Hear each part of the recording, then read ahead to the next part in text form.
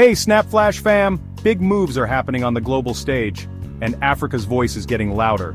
South Africa's President Cyril Ramaphosa just wrapped up a high-impact visit to the G7 summit in Canada, where he pushed Africa's priorities straight into the heart of global power. Let's break it down. From climate justice to critical minerals, Ramaphosa wasn't just representing South Africa, he was speaking for the whole continent. But what exactly did he say?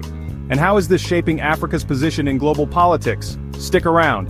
Before we dive in, make sure to subscribe and hit that notification bell so you never miss a headline that matters. Let's get into it.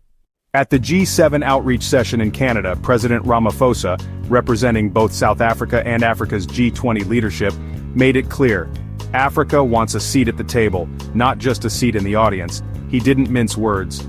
Ramaphosa highlighted how floods and droughts in places like KwaZulu-Natal and the Eastern Cape are devastating lives, calling for real funding for both climate adaptation and emergency response.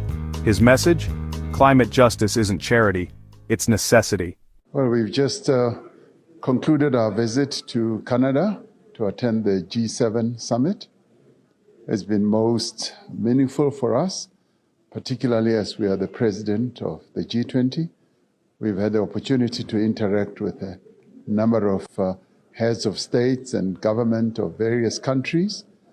And the issues that we put on the table is the issue of climate change and how important it should be treated by the global community with regard to our just energy transition, and also what we intend to achieve out of the G20 with regard to climate change, the financing thereof, but more particularly how we deal with the after effects of climate change, particularly the floods that we've been suffering from, where a number of our people have died, as well as the destruction of infrastructure. We put that firmly on the global agenda, that there should be sufficient funding for incidents such as those, as they happen on a repeated basis, particularly in our sub-region, in SADC, but more importantly, in two of our provinces. KwaZulu-Natal and the Eastern Cape have suffered over just the past few years repeated incidents of destruction from floods and also droughts in part of the Western Cape. We also discussed the issue of critical minerals. We've discussed the importance of how our critical minerals should be treated, particularly in view of the fact that they play such an important role in energy security, and that the extraction of minerals from African countries and our own country particularly should be made more to be not only extractive, but also to have value add, where beneficiation becomes the order of the day, and where they who want to invest in our minerals should know upfront that we're not only looking forward to them extracting minerals, but also to value chain additions or advancements in the form of beneficiation, so that in the end we live up to what we've been saying, that we want to sell value-added products to the rest of the world.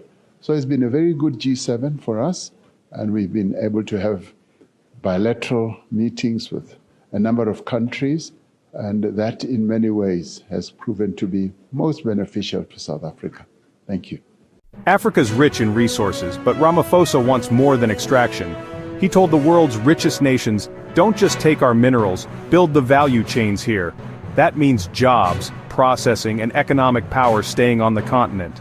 On the sidelines, he met with G7 leaders to strengthen South Africa's strategic alliances, from energy infrastructure to global trade, pushing a bold Global South agenda.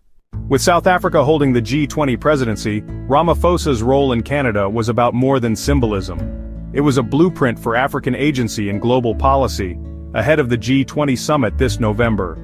Do you think global powers are finally taking African leadership seriously, or is this just more talk than action? Let us know what you think in the comments. If you're loving these sharp updates, give us a thumbs up and smash that subscribe button to stay ahead of the curve with SnapFlash. President Ramaphosa's presence at the G7 wasn't just diplomatic, it was disruptive, decisive, and deeply African. From minerals to climate justice, South Africa's voice is growing, and it's demanding action, not promises.